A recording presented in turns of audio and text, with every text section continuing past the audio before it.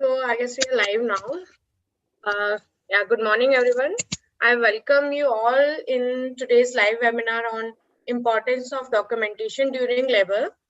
And I would like to thank Dr. Nandini for this webinar. And I'll give a little intro about her. So Dr. Nandini Sarvanan is Assistant Professor at Department of Obstetrics and Gynecology at Vinayaka Mission College and Hospital in Pondicherry. She is a silver and gold. She is Dr. Mary Jones Gold Medal for Best Outgoing Student of CMC Vellore.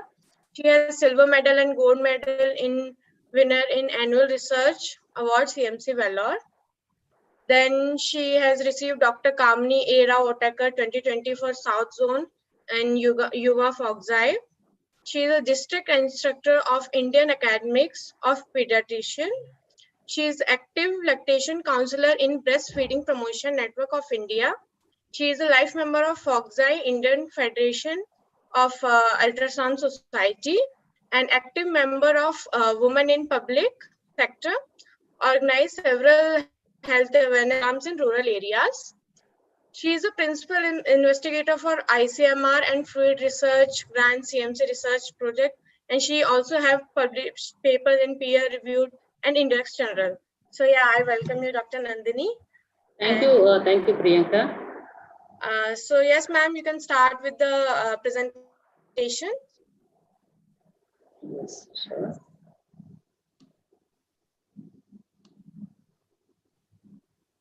Yeah. So, good morning, everyone. Now I'll be talking about importance of documentation in labor. And to start with, it is very important for us to know how important is this maternal mortality rate in India. This is one of the health indicator of any country that reflects the development of a country. A decade back, if you see a graph, a decade back, India had a maternal mortality rate of about 178 per 1 lakh live birth. Over a period of time, there is a decline in annual maternal mortality rate by 3.5%, and we have trained our annual birth care attenders and the trained practitioner in obstetrics by 4.57%. Thereby, by doing all the means, by various innovative methods by Government of India, we could achieve this target in the next 6 years by 77% decline in our maternal mortality rate as compared to 2010, which was 122. As per the Government of India statistics, as per the state government data that is available, the current Indian maternal mortality rate in India is 113 per 1 lakh live births. Still, we are not up to our mark. Our target is to reduce it less than 70 maternal mortality rate in our 1 lakh live birth. That is our sustainable development goal. So, how can we achieve this? It is possible only by training our own birth care attenders and improving our documentation system. Documentation is a mean of reflection of a good quality of healthcare that you are giving to the patient. That is the evidence. So by doing all these things, implementing various programs that is being innovated by Government of India, we could achieve this target by 2030. If we can do that, so it is a great for every one of the healthcare workers. That is what we are working for. And it is also very important for us to educate ourselves, train our own peers, train all the birth care attenders, explain them about the importance of documentation because it translates the quality of healthcare in our India. Many legal litigation problems to obstetricians are because of improper documentation. That is the importance why we have taken this topic today. So for the benefit of the junior doctors and the nurses joined in our group, a few words about stages of labor. So when the women present to the labor suit, from the time she starts getting the contraction till the time the cervix dilates fully, that is called as first stage of labor. From the time the cervix fully dilated to the time till the baby is born, that is second stage of labor. From the time it is fully delivered the baby to the time it delivers the placenta, it's third stage of labor. From the time of a delivery of a placenta for the next 2 hours of the postpartum period, it is fourth stage of labor. It is very crucial in India to include the fourth stage of labor, though all the book says it's 3 stages, because the 55% of the maternal mortality rate is still attributed by the PPH, which is the threat for us, postpartum hemorrhage. If you're not able to pick up a proper PPH on time, and if you're not going to correct the PPH by the next 45 minutes, you are going to lose the maternal life. That is the threat. So it is very important for us to know all the 4 stages of labor. It is also very crucial for us to manage and update ourselves and know the recent technologies, know all the current methods to manage. It is the crucial, and it is very, very essential to train our own birth care attenders who are taking. It is very important. It is not a single man hand which is going to make a difference in this. It is a teamwork. It needs to be translated to everyone. That is the importance of you documenting, understanding, and translating into an easy mean for making everyone understand this. This slide explains the same. The stages of this labor varies for a first baby and for the multigravidas. It may be 12 to 14 hours for a primary in first stage, whereas it may be 6 to 8 hours for a multigravida. And the same way, the second stage can last up to 1 to 2 hours in the primary, whereas it's only 1 hour in a half an hour to 1 hour in a multi. And then according to primary and multi, the placenta on an average, it takes 10 minutes to 30 minutes to deliver the placenta. And the next 2 hours is very crucial for every mother to monitor properly and document it correctly, because labor is not a one-day story. It is a long story. It needs to be diagnosed at a proper time. It needs to be planned, your management, and you need to know what exactly you are going to do for it. Next, we will move on to the stages management. Management is not a single word. It is the diagnosis. Diagnosis of any condition is given 70% of the diagnosis is given by the history. When the patient narrates a history to you, listen patiently, because your history will tell the 70% of the diagnosis. He's trying to tell you the diagnosis, not the story of himself. So that should be the understanding when you take a history to a patient. You should listen in a chronological order. You should enter, you should document how the process of the problem started. That will give you 70% of your diagnosis. The rest 30%, the 20 more percentage is given by your clinical examination. Clinical examination will yield the diagnosis in 20 more percentage. Together 90% when you see a patient, when you take a proper history, document, and do your clinical examination, you got your 90% of a diagnosis. The rest 10% is by your investigations. A good clinician will do only a selective investigations and the needed treatment to a patient. So that needs to be the management, next line of management. When the patient presents to you in a labor suit, you need to diagnose whether she is in a true labor or she is in a false labor. So within 1 hour of admission into a labor room, a good obstetrician should figure out whether the patient is in good labor, true labor or in a false labor.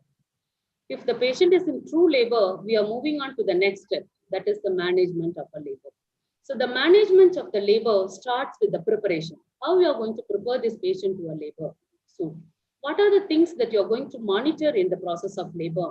What are the interventions or the procedures that you are going to do to deliver her safely and give her safe baby and mother care at the end of it? So these all is not the end of your story. This needs to be properly documented from the time she enters your labor room to the time she leaves your labor room. It needs to be properly documented and legibly documented. This is the mantra. If it is not documented, then it did not happen. That is the mantra. So that hold good for many centuries together, even in future. So in the court of law, if you want to stand, you need to have a proper written document of anything that you have done. So you can ask me, why should I document? It is a form of communication. Any in a medical care system, everything is a teamwork. You cannot say, I have done this, we have done this. So that is the responsibility of every doctor here. So this, when it comes to a teamwork, it needs to be properly communicated. Dissipating this equal knowledge to everyone is the crucial thing. So when you want to communicate, there should be a written standard operating protocol or a properly written a document to communicate the same information to the rest of your peers. So that is the importance of you documenting. Again, in this current era, as the medical litigations are increasing day by day, it is very crucial for a doctor, for obstetrician to document everything in a order, a chronological order, to protect yourself from a court of law. So it stands as a legal document in your day-to-day practice. The third thing, but it is very, very important thing, it's a document of a service. It is the core idea of any practicing clinician, because the what you are documenting is for a service of a patient. If a patient goes back from your clinic or she goes back from your hospital, she should carry a valid document from your hospital stating what the exact story happened to her, what are the exact events that happened from the beginning to the end of her labor process or any disease condition for that matter. Now, that needs to be legibly documented for the other person to continue to give the proper service. For the patient, in terms of a labor patient, it is very important because your current delivery is going to reflect on your subsequent delivery.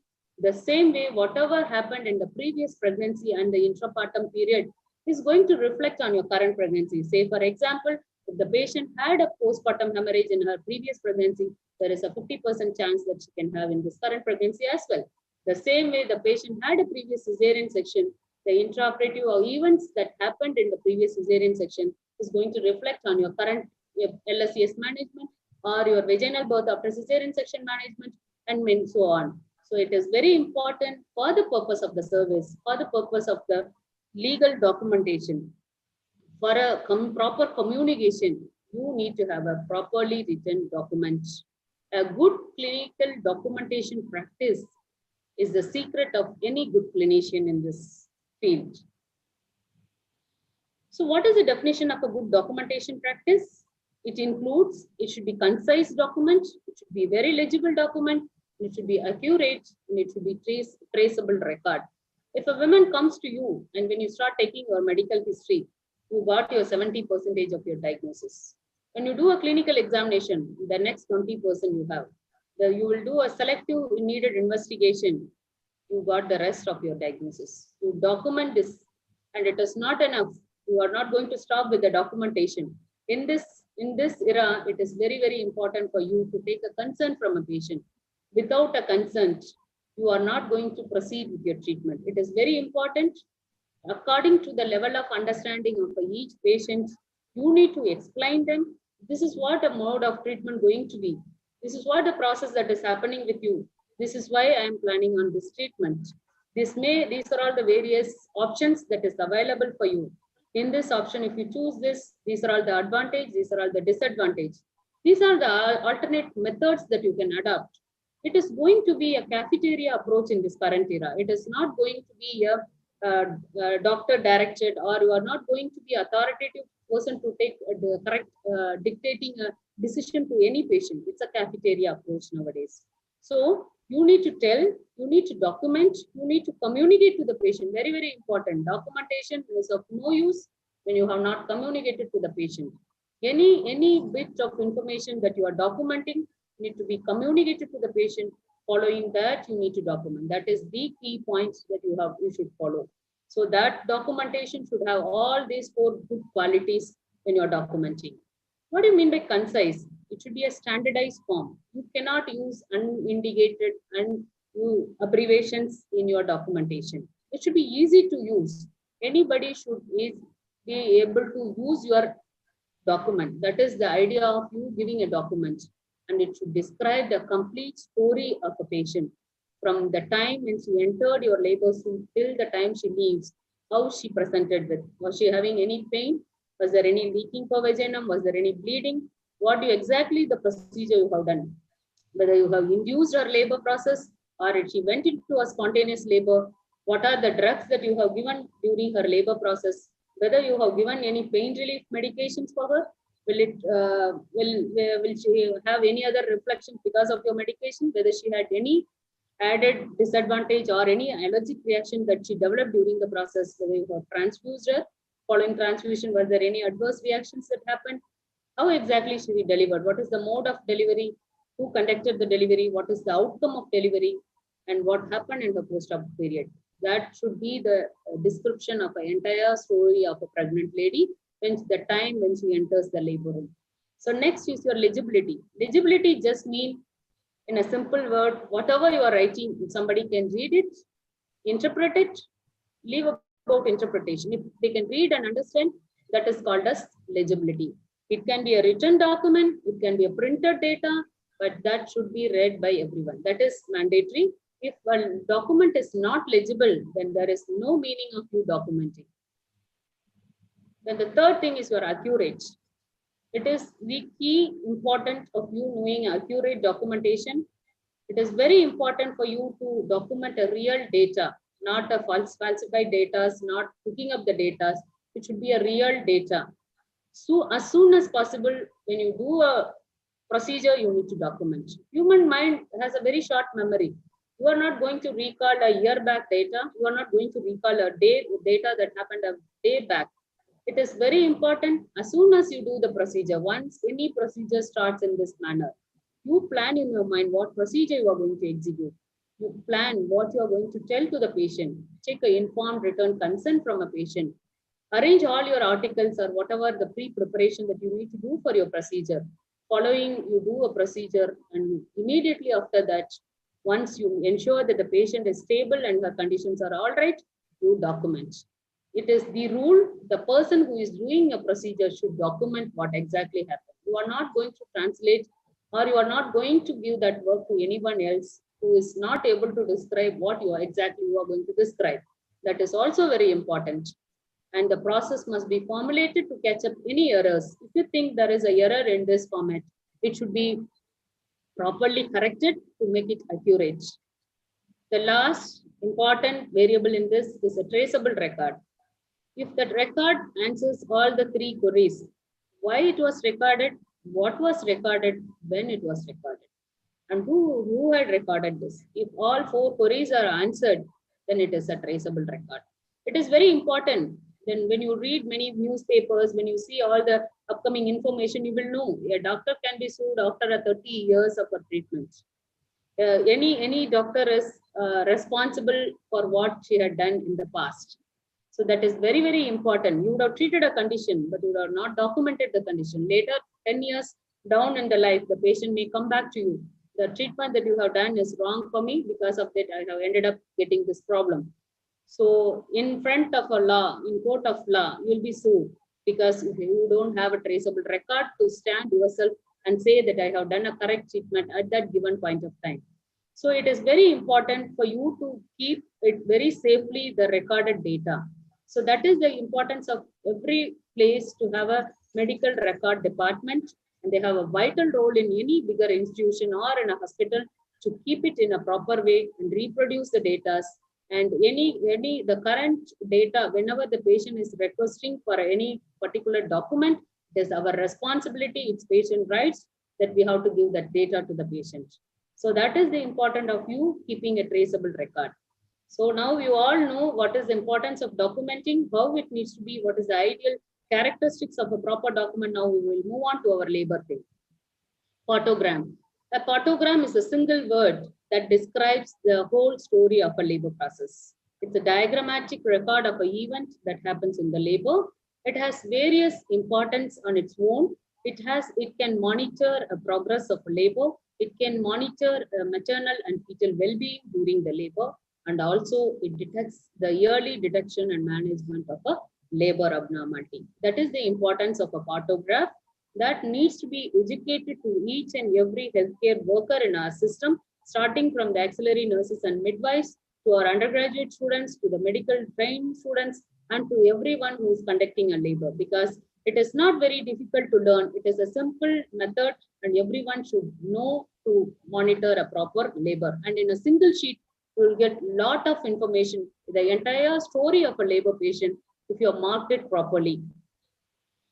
These are all the components of a photogram: a mother's information, the fetal well-being, and the labor progress, which includes the dilatation, descent, uterine contraction, the medication that you administer to a patient in labor, including a pain relief, epidural injections, or any other forms of injectable that you give, any anti-seizure medication, whatever the extra injections, whatever the medication that you advocate to the patient needs to be documented, and the maternal well-being, which includes her vital signs, her urine output, and any other abnormality in her condition needs to be documented in the maternal well-being. We'll move on one after other. The first, in the mother's information, it is very good idea. It is very mandatory to call the patient by name, not as a case or by any other means. They need to be addressed with respect. Mrs. So-and-so, Mr. So-and-so.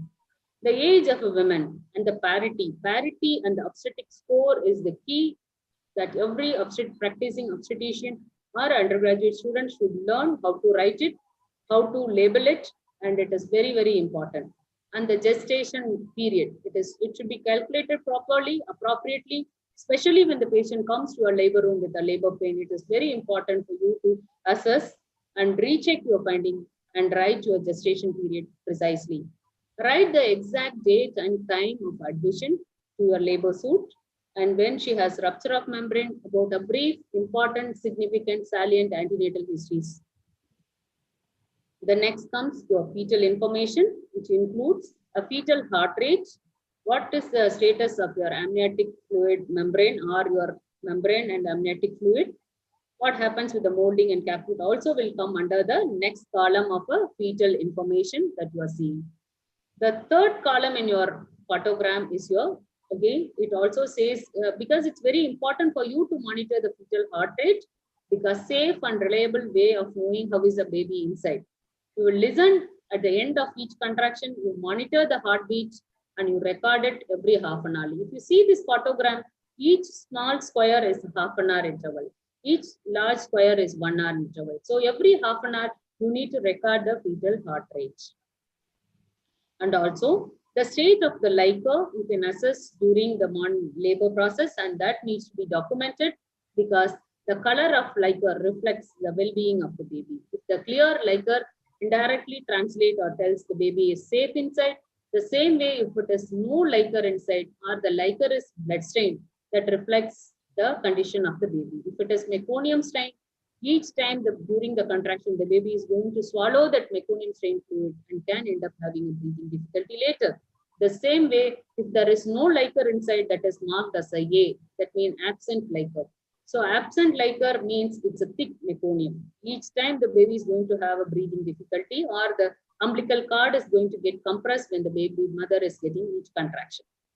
B, blood stained. Blood stained liquor means there is a premature separation of a placenta, which is normally located inside. In medical terms, it's abruption.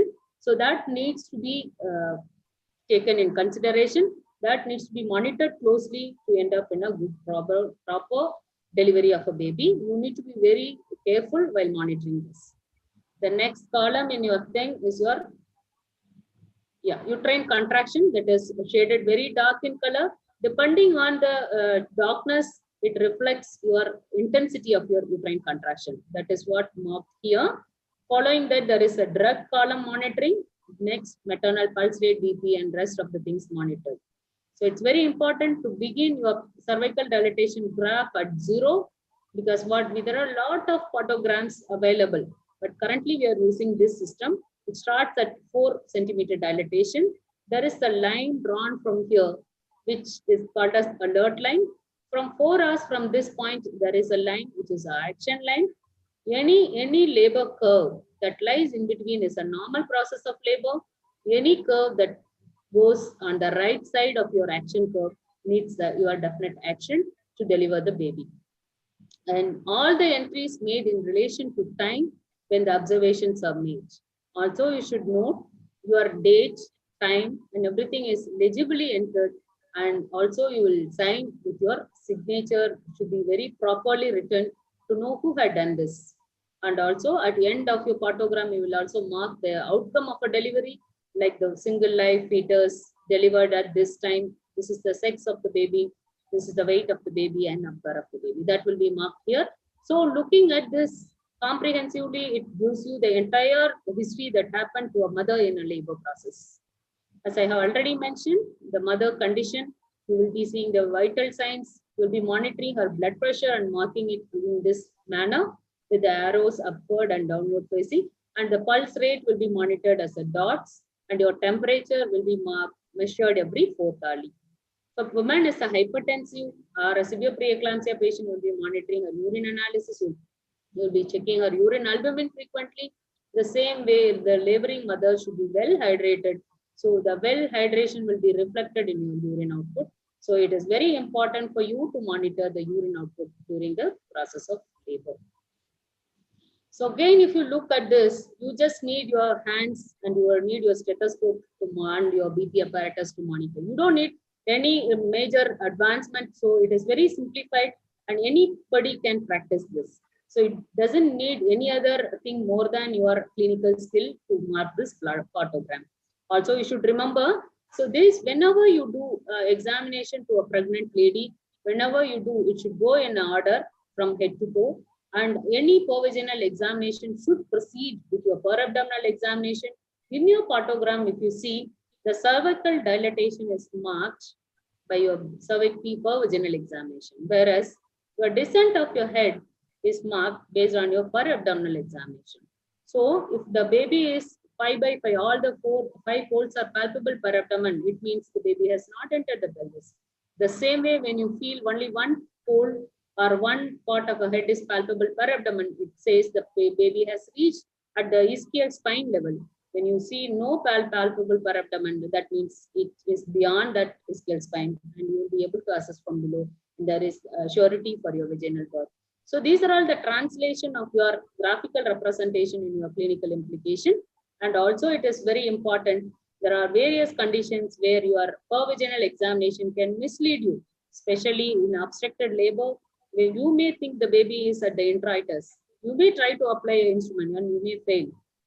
But if you are very sure in per-abdomen examination, there is no palpable, it is sure that you will be able to deliver it. For any difficult instrumental delivery, it is very, very important for you to document what is the per-abdomen finding before you do your per-vaginal finding. The same way, as I mentioned, if any graph that lies between alert and action line, that means you are traveling in a safe journey. When it goes beyond your action line, that means you need to take action to deliver the baby. That is the importance of you knowing about a photograph and represent it in a graphical manner. Very honestly, you need to monitor and plot it.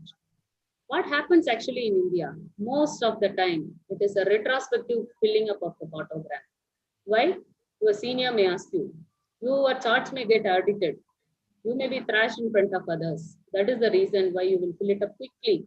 After the baby is born, you will fill up this graph. That is not all right. That is not the way to take us to the next level. It is very important to mark then and there and to intervene and interpret, to know how you are exactly doing it. What is the interpretation of this? That is the key to learn to improve our health system. Also very important for us to know the modified Bishop scoring. It is very important that you score. Many of those who are not familiar with it, it is very important for you to learn this and implement in your day-to-day labor process when you are monitoring a patient. Know whether it is scored. The scoring starts from 0 to 3. Each variable has its scoring from 0 to 3, includes 5 variables: dilatation, effacement, station, consistency, and position. So the score less than 6 is unfavorable score. The score more than 8 is a favorable score. Whenever there is an unfavorable score and the patient warrants the delivery for some indications with the high risk factors, it is very important for you to do a cervical ripening before you go on to the next step of artificial rupture of membrane, because the obstetric score directly proportional to your success of your delivery, vaginal birth. So it is very important for you to assess and document. Always try to learn the newer advancement in your specialty that will help you to improvise yourself, make the health system run in a better manner. So now that photogram completes your first stage of a labor. Now we are coming to our second stage of labor. Very important for us to document the time of full dilatation in your graphical representation. Very important, because for a primary gravida, you are going to give her 2 more hours after the full dilatation of the cervix for her to deliver vaginally. If she is on epidural injection, you are going to give 1 more extra hour. If the position of the baby is occipital posterior, we are going to give 1 more extra hour. If she is a multi-gravida, we are going to give 1 hour for a multi after full dilatation. She is on epidural, you are going to give 2 hours. The same way, if it is occipital posterior position, you are going to give extra 1 hour. Unless you document the time of the full dilatation, you are not going to do the justice of waiting. Next comes your mode of delivery. What is the mode of delivery? Whether it is a normal delivery or operative vaginal delivery. If it is a normal delivery, when the anterior shoulder delivered, what time the posterior shoulder delivered, may not be possible for you to at the time you are conducting. Later, at least especially when you have a difficult delivery of a shoulder, like a shoulder dystocia, it is very, very important for that particular mother. You may be conducting 1,000 delivery or 10,000 deliveries, but for that particular mother, that is the single baby. So you have to give the importance as the mother sees that baby. So that is the importance of you treating each patient.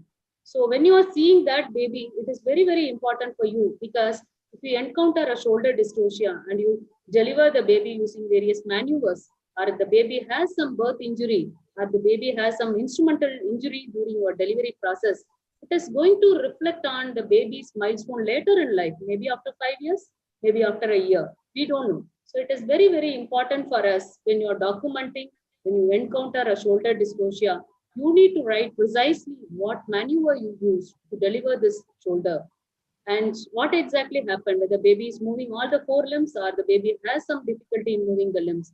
Educate the mother, tell the mother, if you notice the baby has some difficulty in moving the limb, come back to a doctor, approach your pediatrician. That is the way you treat your patient. That is very, very important, because in your chart, you have to honestly note down and say, this mother had encountered a shoulder dystocia during the process of labor. This is the birth weight. This is the maneuver we use to deliver this fetus.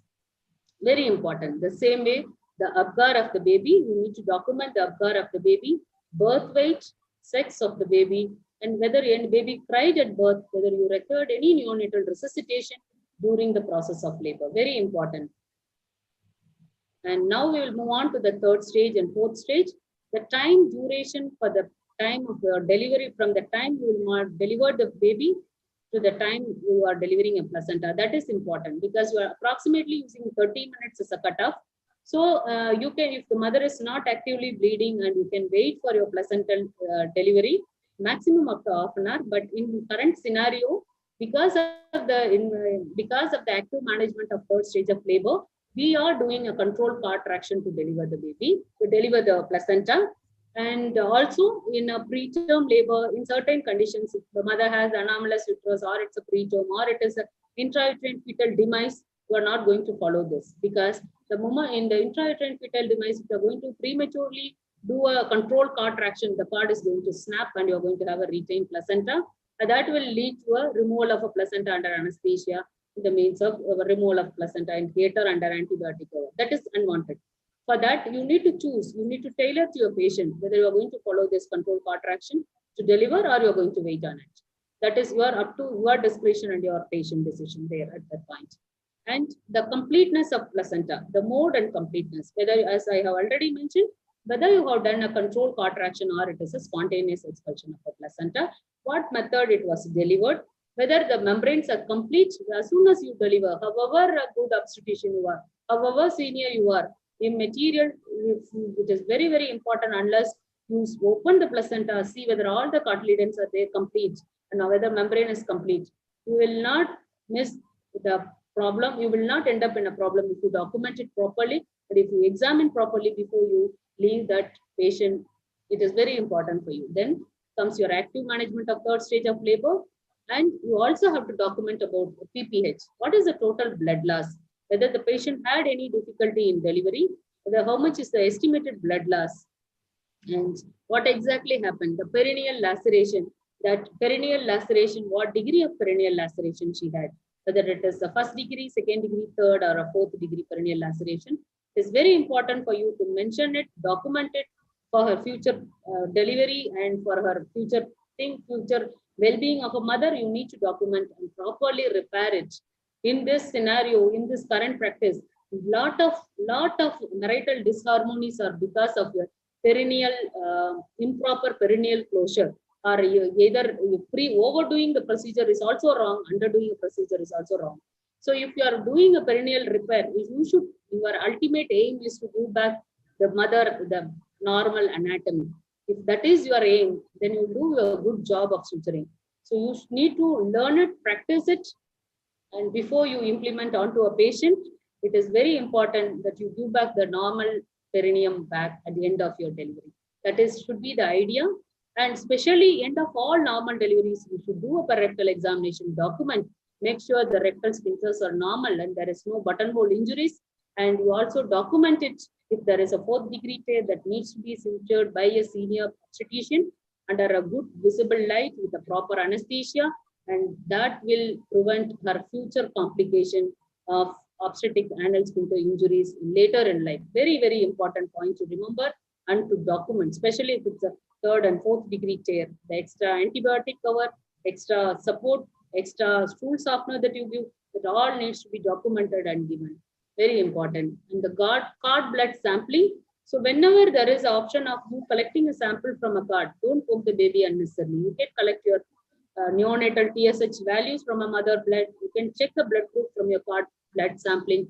It is very easy for you to do that instead of you realizing later. RH negative mothers collect extra tube to check your DCT value also. So remember that and do it when you're completing your thing. Nowadays, everyone would like to store the baby blood for their future. DNA blood bankings are available. So cord blood samples are stored. So make sure, prepare yourself before you go into the labor suit. What exactly you are going to do in the time of a delivery. Very important point to remember. Now, you have the interacting with the patient, the humble and very empathetic approach towards the patient cannot be replaced by any means. But then because of this, I'm insisting on documentation repeatedly. So everyone should not spend your time only sold to your documentation. You need to spend the time with your patient. You need to give time to your patient. To do that, we can use our advancement. We can use our technology support. It is not wrong. You have to be technologically update yourself when the technology comes into your thing. So that is when there is a role of electronic fetal monitoring, fetal heart tracing, fetal monitors. We have intrauterine pressure catheters and tocodynamometers, and also intrapartum computer monitoring. So when you utilize these things to document, to record your findings, then that quality time you can spend with your patient. As long as you know how to interpret, as long as you know where to intervene, it's a computer system. It is not going to tell you that you have to go and operate, but it will give you alarm. This is going in an abnormal way. You should have a clinical knowledge. You have to incorporate into a clinical practice, and you have to assess this alarm is showing this. The same thing, that's a machine. It is going to help you make your work easy. So, but you need to choose the proportion. You need to choose when you are going to intervene. So that is the importance of an obstetrician or a clinician to do when you have recent advancement incorporating into a clinical practice. The advantage of all this intrapartum computer monitoring, it's a centralized server network. You can have a bedside stations. You can also have a remote access points, printers, remote patient surveillance, and your increase the participation of your support system to a patient. And it is a continuous monitoring. It improves your continuity of care. These software advancements enable us to give a comprehensive data over a period. Unlike our human being where we need time, we can't do multiple things at the same time. You have to do a procedure, you have to document.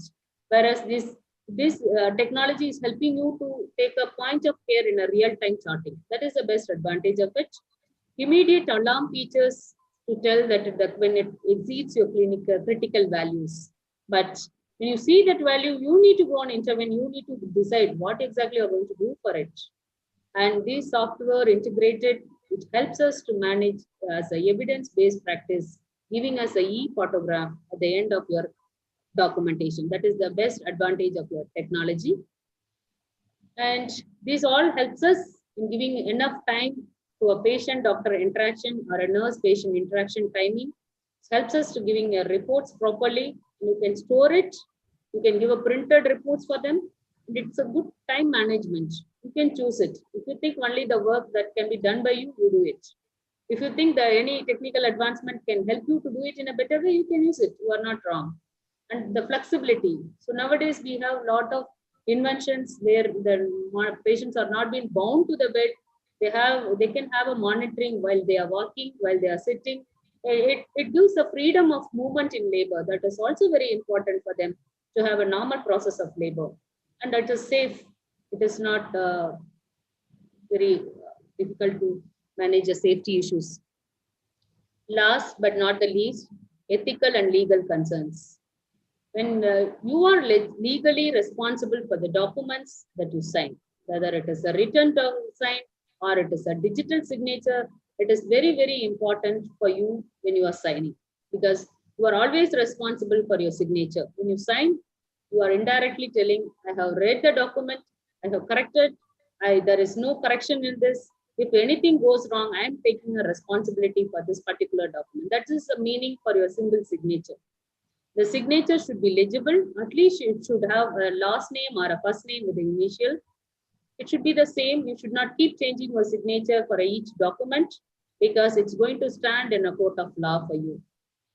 Very important for you in a current scenario, you need to take a concern from a patient as soon as she enters the labor room regarding what procedure you are going to do, what exactly the things that is going to happen to you, when you can anticipate your delivery, what are the things that we are going to do in the meantime, whether your cervix will be ripened. It takes about 14 to 16 hours from the time you keep a medicine till your delivery. And in the process of labor, you may need a pain relief medication. So this all needs to be instructed to the patient before she enters the active labor, because that gives the time for her to read, understand. If you're going to tell a patient who's in labor, I'm going to give an injection, which is going to be very pain-free for you, any patient wants it. But how do you know what are the advantage and disadvantage of epidural? Unless she reads it ahead of time and she imbibe it and she translates it. So it's very important. And the later in life, the patient can say, I was in labor, the doctor's got a signature from me. That's it. So that needs, and also in a concern, it is very important you draw it diagrammatically, represent and show to a patient, this is what I'm going to do. That will take you in a long run. It will help you to maintain your integrity of your work. Privacy and confidentiality. Very, very important for you to remember and maintain a privacy of a patient and confidentiality of a patient. You cannot reveal the retroviral investigation of a patient to everyone. The same way you cannot, for a man, if you want to tell the semen analysis, you cannot put it very transparently to everyone to see what is the semen analysis report. The same way it needs a confidentiality for anybody. So that needs to be protected with a password. Even if you're using a software, all this very confidential report, use it with the password so that only the authorized person are able to visualize that report. That is very important, because that's the patient right to maintain their privacy and confidentiality. Again, it's a responsibility. It's a responsibility of a treating obstetrician, treating doctor, to be responsible for the actions that you do or the actions that is done by your junior, or whatever the mishaps that happens in your labor suit. You are responsible, because ultimately the team leader is a responsible person in court of law. And to a patient, you are an answerable person to a patient. So it's very important for you to be very responsible in your work and maintain that work responsibility. The importance of you incorporating these systems and the technical advancement will help you to get a system over reliance. Whenever, after many decades also, you can retrieve your data and give it back to your patient. May not be possible in your handwritten documents. That is very important for you to remember. And we have come to an end of our discussion. We are happy to take your questions. And yeah, thank you. Over to you, Priyanka. Yeah, thank you so much, ma'am. So we do have few questions here. So, what is your thought on digital labor documentation? Will it be helpful? Yes, digital documentation, as I already mentioned, we can use our technology to make it a better documentation, because it is going to give us a real-time charting. It is going to enter it, and it is going to give a comprehensive over a period of time, and you can reproduce it at any time. You can give a written or you can give a recorded report to a patient, and which will serve as a proper document for her for ongoing treatment for her. And when you are giving a referral system, it will be very useful for the patient to take the documented report to any other hospital for a better care. In that way, digital documentation is a good innovation in this field. Okay, ma'am. Ma'am, you can unshare the presentation. Yes, thank you. Yeah, so there are some more questions. So, is the cost of digital labor monitoring affordable and effective in small setups? Yeah, it actually, yeah, it should be affordable. I think you will be a better person to tell about the affordability, and I can ensure that any technological investments is depends on where you are employing, when whether it is very useful or not useful depends on the person who's going to use it. Okay. So, we were using olden days our big BP apparatus. Later, we converted into a small digital BP apparatus. Every handhold, every household is having that BP apparatus to check them. The same way glucometers. There are a lot of innovations starting from a small thing. It depends on the technology, depends on how you are going to handle it, whether the same like a mobile app. So it is going to depends on a person who is using it. So it Okay. is So, what? definitely useful in any setup, irrespective of whether you are using in a PHC or you are using in a tertiary care center. It will be useful unless if you know how to use it. It's definitely a useful instrument. Okay. So, one more question is there. Partogram is standardized protocol for documenting the first stage of labor. Is there any such protocol for documenting second, third, and fourth stage? Yes, a very good question actually. It is very, very important for any health institution to maintain a standard operating protocol, especially a labor protocol. So it is a very good idea to design your own antenatal folders which contains a comprehensive details of all these things. That means this woman will be able to carry this single folder from the time she becomes pregnant till the time she delivers and goes home. So this folder will have all the enlightened risk factors of a patient, all the antenatal checkups that she had, the first stage of labor, the second stage of labor, and third stage of labor. That is very good idea to design your own standard operating protocol. There are various protocols available for your setup. I may not be able to tell you a setup how you can manage in a PHC because the limited facilities you may have. With it, you can still organize your things and put it in a better way to translate into other patient care, and that will be a model for others to take it from you. So it is very easy, but you need to put across your thoughts and innovate your own folders for wherever you are working. It may be a tertiary care or it may be a PHC, but it's a good idea. But this should contain all the variables as I have mentioned. If you do a second stage of labor, you should mention all these things as I mentioned in the presentation. We'll be sharing this presentation as well. Okay, so after that question, so recording of second, third, and stages of labor are done after the events, right? So not during the event. So how it helps in identifying the fake entries? So how it helps in clinical decision? No. I didn't get your question. Yeah, so recording of second, third, and fourth stage is Yes. done after the events, not during, Yeah. right? Yeah. So then how it's going to help in identifying the fake entries, or how it helps in clinical decision? No. Actually, when somebody is documenting a full dilatation of the cervix, that will be done with your per-abdominal examination. You will be doing a per-abdominal examination. You will be assessing whether the head is fully gone inside the pelvis. And if no hole palpable and the head is down below at +1 stage or a +2 stage, if she's a multi, you are going to give another 1 hour. If you're a primary, you are going to give another 2 hours time. So this period is free for you. You can document, you can write it in your folder, or you can, if you have a digital thing, you enter it, the data. This patient had full dilatation of the cervix at this time. So from this time, I'm going to give 2 hours. That 2 hours is with you. That time you can document. The same way, as soon as you conduct your delivery, you're going to keep the patient in the labor room suite for the next 2 hours. That time you can use it for writing, documenting your delivery notes, and you can mention it. This is the event that happened. I'm going to immediately after you scrub out of your delivery suit, you document what you have done. So that amount of recall, I think every human can do it. Okay. Thank you so much, Dr. Nandini, for this. Thank you. And I would like to share one more thing.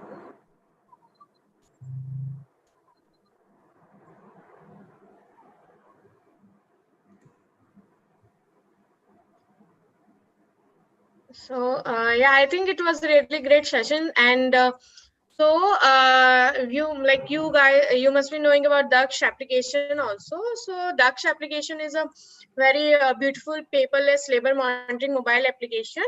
I'll play a video over here. We can have your input also after that. Sure. Let me just download it.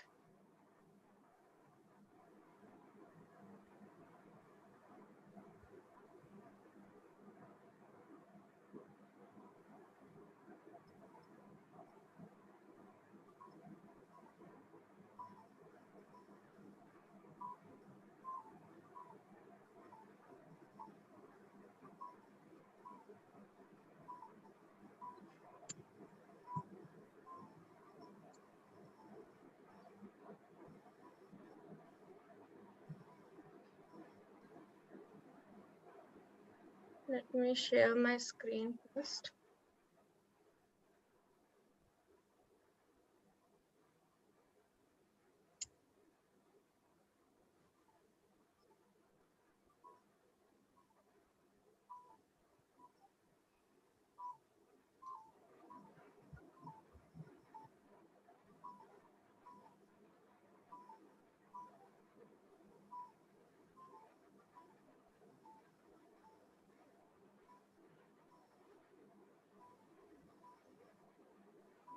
So here you have all the digital case sheets as well, which will help in your documentation.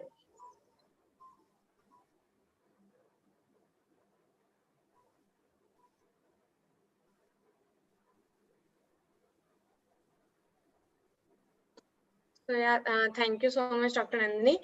And that was our Daksh mobile application, and that will help you guys in documenting all the important events and everything.